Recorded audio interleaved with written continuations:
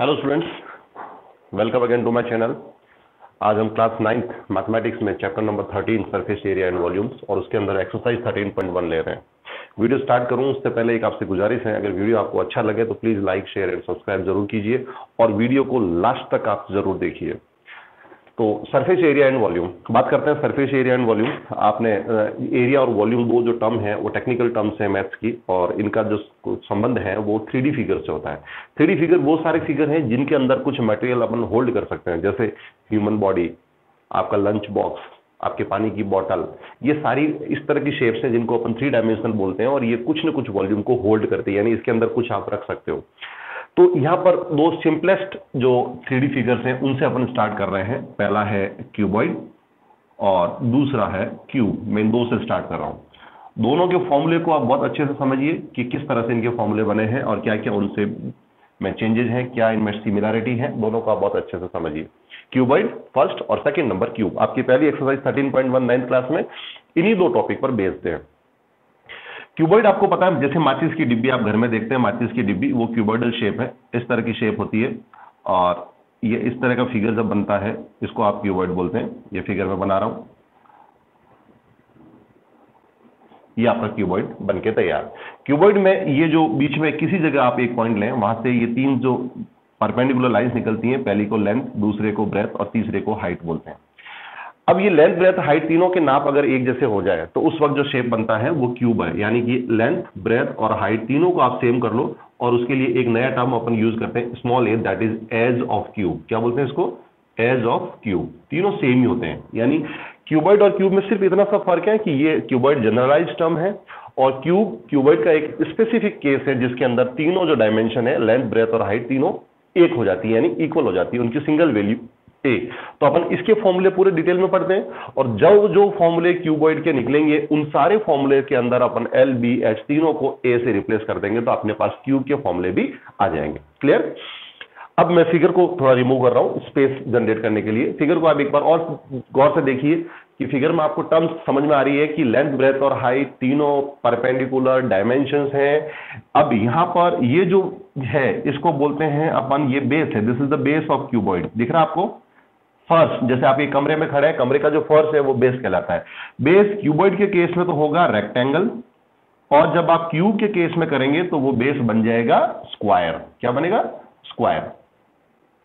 अब ये क्योंकि समझा रहा हूं कि कई क्वेश्चंस में हो सकता है आपको बेस बोलेगा कि डायमेंशंस ऑफ बेस, तो आप समझ जाना कि वो लेंथ और ब्रेथ, रेक्टेंगल की लेंथ और ब्रेथ की बात कर रहा है। ठीक है, अब सबसे पहले अपन एक एक टर्म्स को लेते हैं। मैं क्यूब के फॉर्मूले वापस वही, जब जनरल टर्म से निकालेंगे तो पहले अपन क्यूबॉइड को डिटेल में पढ़ते हैं। क्यूबॉइड के फॉर्मूले में सबसे पहले मैं तीन टर्म्स को आपको अच्छे से समझा देता हूं। पहला आएगा यहां पर एल एस ए, गौर से समझना। L S A means lateral surface area.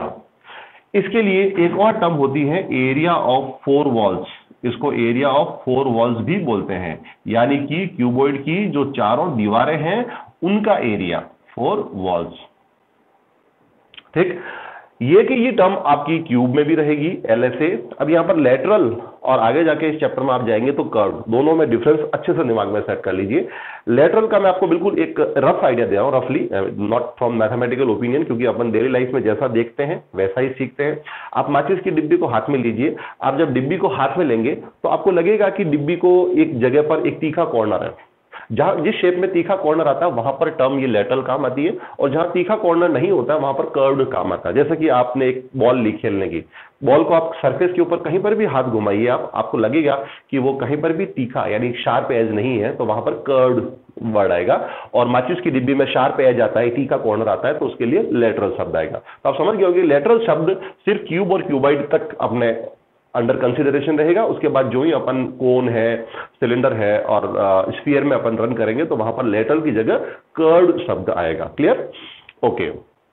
अब एरिया ऑफ फोर वॉल्स का एरिया निकालना है तो आप के लिए बेस्ट तरीका है, क्योंकि 3D व्यू में बात कर रहे हैं, आप जिस रूम में बैठ के अभी पढ़ रहे हैं, इस वीडियो को देख रहे हैं, तो आप इस रूम में किसी एक कॉर्नर को डिसाइड कर लो और कॉर्नर से आप देखिए कि तीन लाइनें जा रही है, लेंथ ब्रेथ और हाइट। तीनों जो परपेंडिकुलर लाइंस जा रही है उनको, एक को लेंथ इमेजिन कर लो, एक को ब्रेथ और एक को height.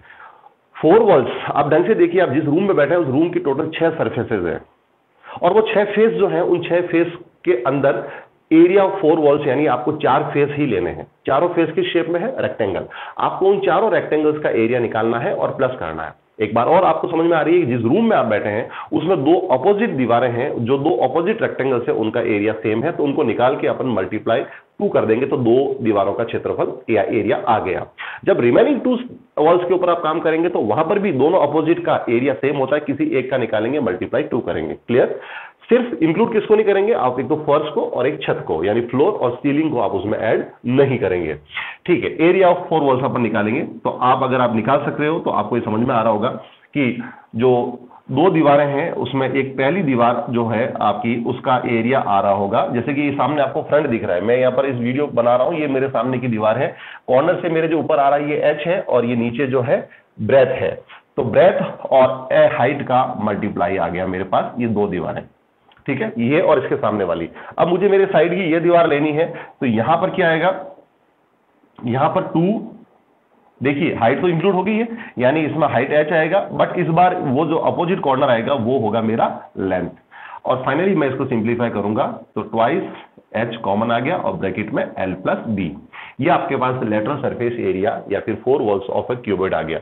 2 into height l plus b, length plus depth. जब आप इसको क्यूब के लिए करेंगे, क्यूब के लिए अपन पहले ही समझ चुके हैं कि एल बी एच तीनों की वैल्यू सेम करनी है और ए लिखना है। तो यहां पर आप जहां एल दिख रहा है वहां पर भी ए लिखिए, एच आ रहा वहां भी ए लिखिए, बी आ रहा वहां पर भी ए लिखेंगे, तो एल एस ए और क्यूब फॉर्मूला बनेगा 2 इंटू ए और ब्रैकेट में क्या हो रहा है? ए प्लस ए, यहां से लिखा मैंने। ठीक है, आप ब्रैकेट को ओपन करेंगे तो 2a और मल्टीप्लाई में ब्रैकेट की वैल्यू भी 2a, 2a और 2a का मल्टीप्लाई 4a स्क्वायर। तो ये आपके पास हाथों हाथ क्यूब का फॉर्मूला भी आ गया।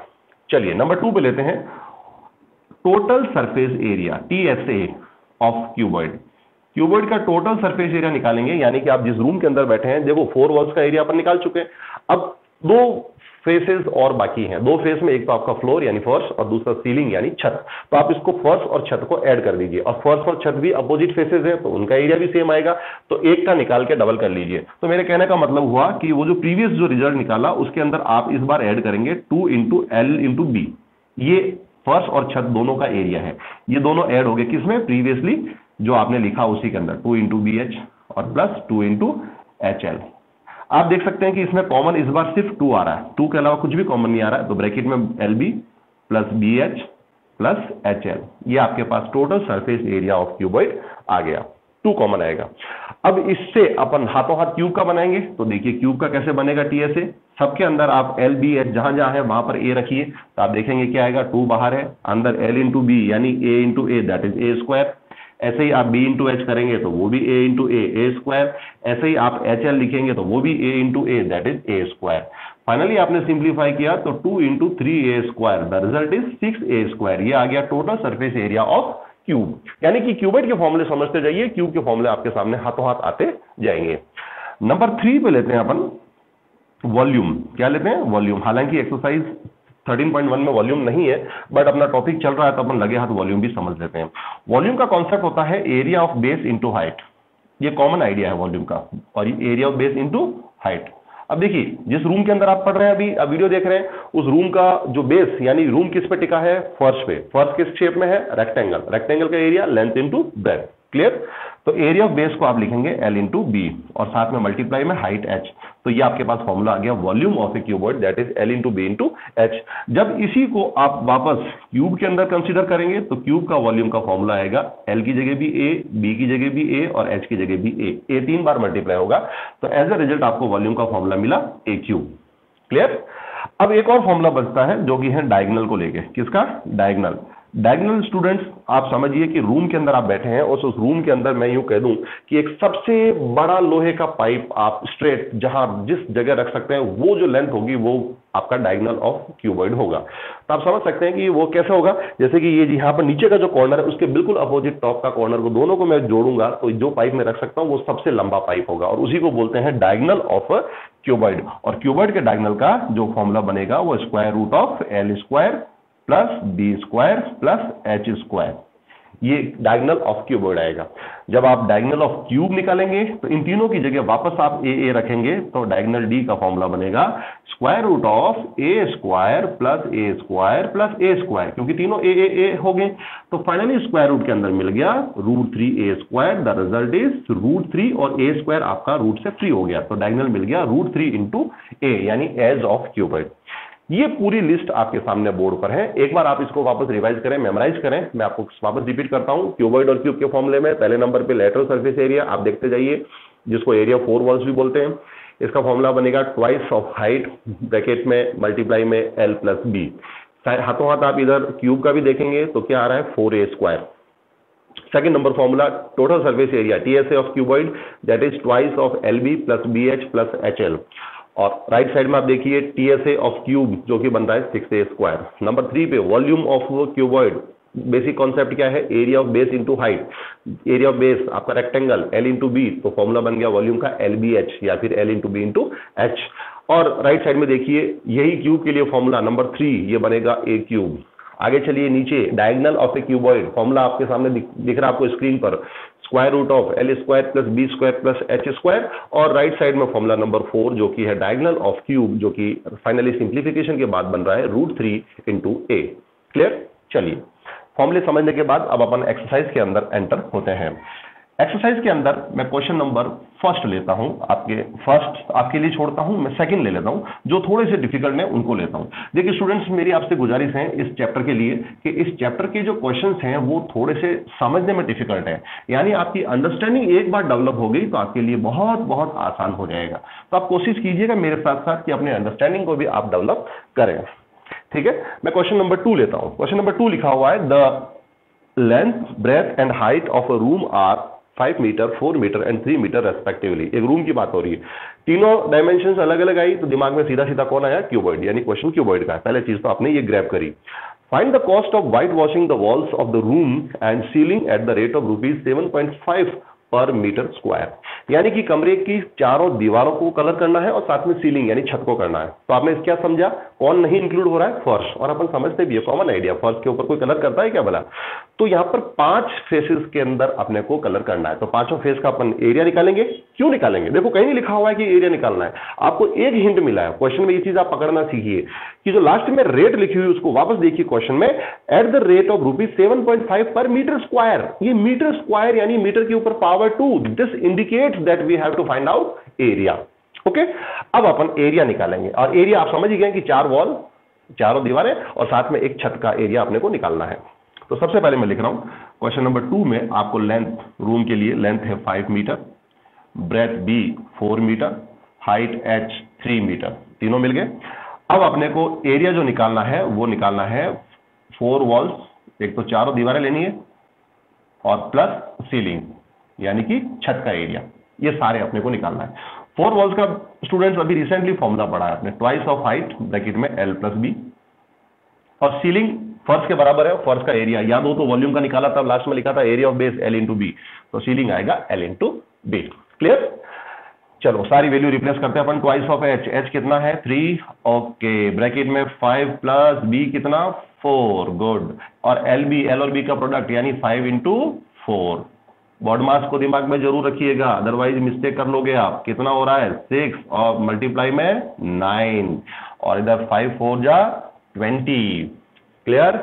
अब फाइनली आपने 9 6 जा, मेरे को पढ़ा नहीं आता है, अब गौर से देखिए 9 मैं तो ऐसे 9 या 27 का डबल 54 54 और plus 20 that is 74 metre square. ये आपके पास वो एरिया आ गया जिसको कि अपने को पेंट करना है। वापस रिपीट करूं, 4 वॉल्स प्लस सीलिंग लिया, 4 walls twice of height L plus B और सीलिंग L इंटू बी, सारी वैल्यूज आपके ऊपर सामने रखी हुई है, LB H तीनों अपने रिप्लेस करी, और रिप्लेसमेंट के बाद आपने फटाफट प्रोडक्ट किया, और मल्टीप्लाई में बहुत होशियार है, फटाफट आपने प्रोडक्ट किया, प्रोडक्ट करके देखा कि जो रिजल्ट आ रहा है वो 74, ये पेंटेबल एरिया है। अब इसको पेंट करना है, यानी कि अपने को कॉस्टिंग निकालनी है। कॉस्ट दे रखी है ₹7.50 पर मीटर स्क्वायर, यानी कि इस 74 को आप 7.50 से मल्टीप्लाई कर लेंगे। क्लियर?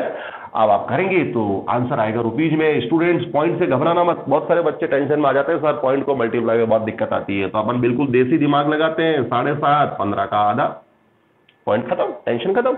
ओके, सीधा आप 2 से इसको सिंप्लीफाई कीजिए, कितना आ रहा है 2 3 जा और 7 37। अब आप 37 और 15 को मल्टीप्लाई कर लीजिए, ये मुझे नहीं आता है, आप फटाफट मल्टीप्लाई करके आंसर आपका रुपीज में निकाल लेंगे। टाइम बचाने के लिए स्टूडेंट्स मैं अगले क्वेश्चन की तरफ चलता हूं, नेक्स्ट क्वेश्चन लेता हूं फिर, क्योंकि लास्ट प्रोडक्ट आपके ऊपर छोड़ रहा हूं। मल्टीप्लाई कर लीजिए, आंसर निकाल लीजिए और मुस्कुरा दीजिए कि आपने बिल्कुल सही सही किया है। क्वेश्चन नंबर 5 लेते हैं अपन। क्यूबिकल यानी इस बार क्यूब का question. Cubical box has each edge 10 centimetre, each edge यानी स्मॉल ए दे रखा है। Another cuboidal box is 12.5 centimetre length में और ब्रेथ 10 सेंटीमीटर और हाइट है उसकी 8 सेंटीमीटर।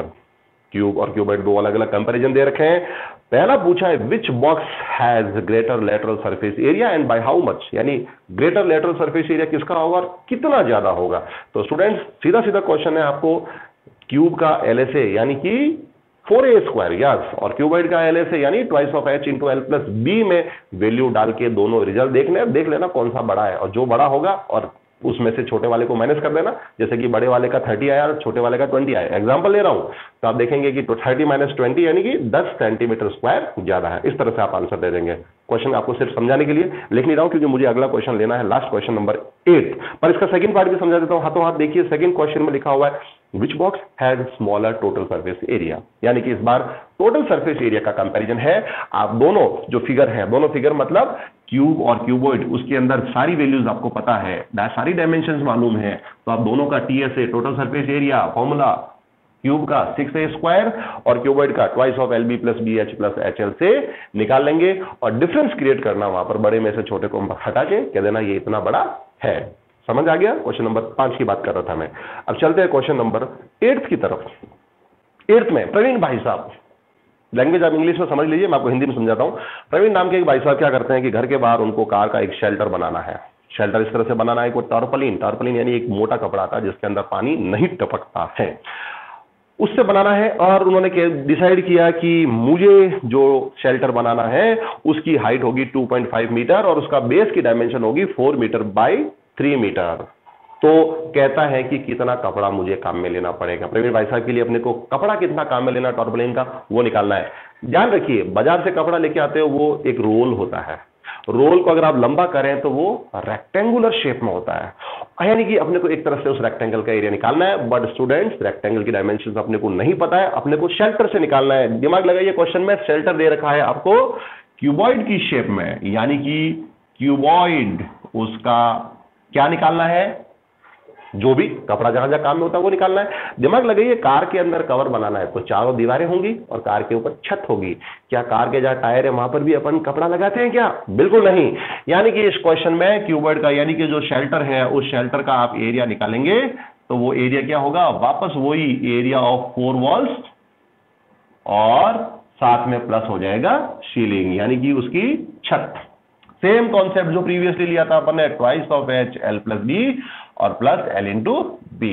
गुड। अब यहां पर क्या क्या दे रखा है देखिए, सबसे पहले लेंथ, बेस की डायमेंशन दे रखी है 4/3, बेस होता है रेक्टेंगल तो 4 आपका लेंथ हो गया और ब्रेथ वहीं से 3 हो गया, और हाइट क्वेश्चन में देखिए 2.5 मीटर दे रखी है। अब बाजार से जब कपड़ा लाते हैं, दिमाग में क्वेश्चन आया होगा, कपड़ा लाते हैं तो उसको काटते हैं क्योंकि आपको क्यूबॉइड बनाना है, तो कहीं न कहीं कपड़ा कटेगा फटेगा, बट लैंग्वेज में क्लियर है, ये सब नेग्लिजिबल है, इनको आप नेग्लेक्ट कीजिए, अपने को उसमें दिमाग नहीं लगाना है।